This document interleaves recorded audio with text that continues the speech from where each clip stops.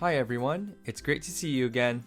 In this video, you will learn how to do a data assessment, which means you will be looking at the exported Product CSV file from your old system, and we will help you determine the complexity of your data based on how your file is laid out.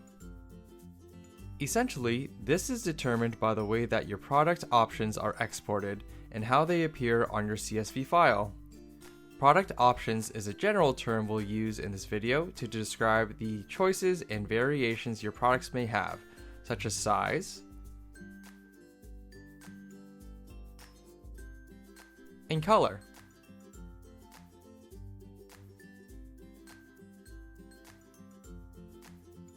Shopify calls these product options product variants. Meanwhile, other platforms will use different terminology to describe this relationship, such as the product matrix, the product grid, parent products and children products, and other terminology. No matter what your current system calls them, we'll be taking a closer look at how your product options are displayed on the CSV that you exported in this video.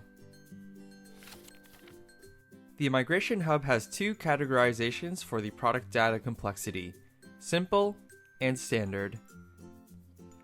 Simple files will not have product options split out into different fields of data.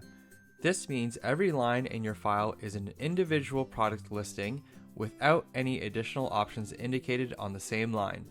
If your file appears in this way and you're fine with each line being its own product without any options attached to it, we offer a very simple process to get your data into Shopify that requires minimal changes done to your CSV file.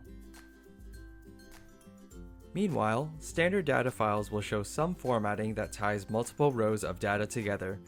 Usually, these files will show information indicating that you have parent products, and these parent products will have options that are found split out into different columns or fields. The process to import this type of data into Shopify is more labor intensive, but don't worry. We have many tools and templates on the Migration Hub to help you prepare your files. Even if your data is currently categorized as simple or standard, it doesn't mean it has to stay that way. Imported simple data will offer a different shopping experience than imported standard data.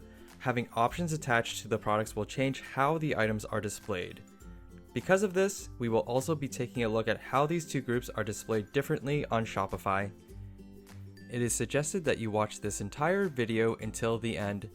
That way, you will see both examples of simple and standard data and how it is displayed on Shopify. This will help you make a decision on whether you want to take your simple data and turn it into standard data, or vice versa. Without further ado, let's take a look at our example CSV files. Here is our first example of a simple CSV file. The main thing we should be noticing here is that the file shows the name of each product in this column. Each row is showing a standalone product. None of these rows show any indication that these items have an attached option or variations to them. Let's take a look at another example of a simple CSV file. Again, you will see that each line has an individual item listed. There are no columns or fields indicating that any of them have any options. The main difference between this file and the first simple file is that the products here actually do show size and color options. However, since this system has exported the size and color data combined into the title of the product, there is no way for Shopify to know what is part of the title and what is an option of the parent item. We must see the data related to options split out into different columns to set up variants in Shopify. Now, let's take a look at an example standard category file so that we can understand the difference between what we should be considering simple versus standard. You will see here that there are multiple rows sharing the same product title. This shows the name of the parent products. The options are indicated in different fields under different columns. This shows the options of the parent products. Because this file shows the size, color, and material options in different columns, this file is more suitable to set up variants in Shopify. The fact that the product option data is split out into different columns puts this file into the standard category. It was mentioned before that the simple and standard type data will offer a different shopping experience. Let's take a look at these differences now. Starting with the simple example, you will notice that the 3 cups appear as individual products on the product grid here. To add any of the cups to the cart, the customer must click on their choice from the product grid, then add to the cart on the next page.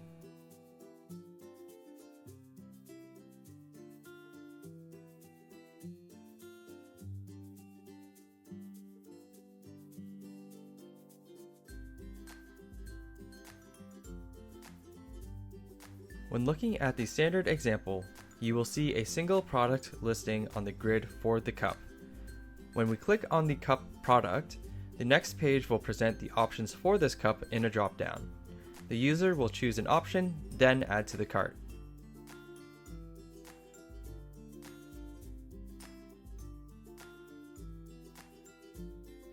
You will see that there are advantages to both shopping experiences.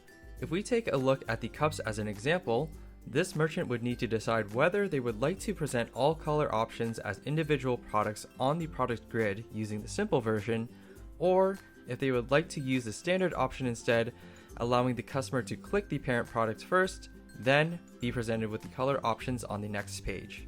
As a note, if you are only selling on Shopify's point of sale channel, you won't need to worry about the example shown here. Your staff will likely be scanning or searching for individual items at checkout, so you can choose to use the simple or standard method, and both will have the same checkout process on your POS. Now that you know how to determine the complexity of your CSV file, and you know the difference between how Shopify displays products with or without variant options, you may be wondering, what happens if I want to change my data from simple to standard, or vice versa? For those of you that are asking this question, there are some optional videos listed below that will help you change the complexity of your files so that you can offer the preferred shopping experience to your customers. For anyone that is not interested in this, you do not need to view the optional videos and you can move on to the next step. That puts our data assessment to a wrap. I hope you have enjoyed this video. We'll see you in the next one. Bye for now.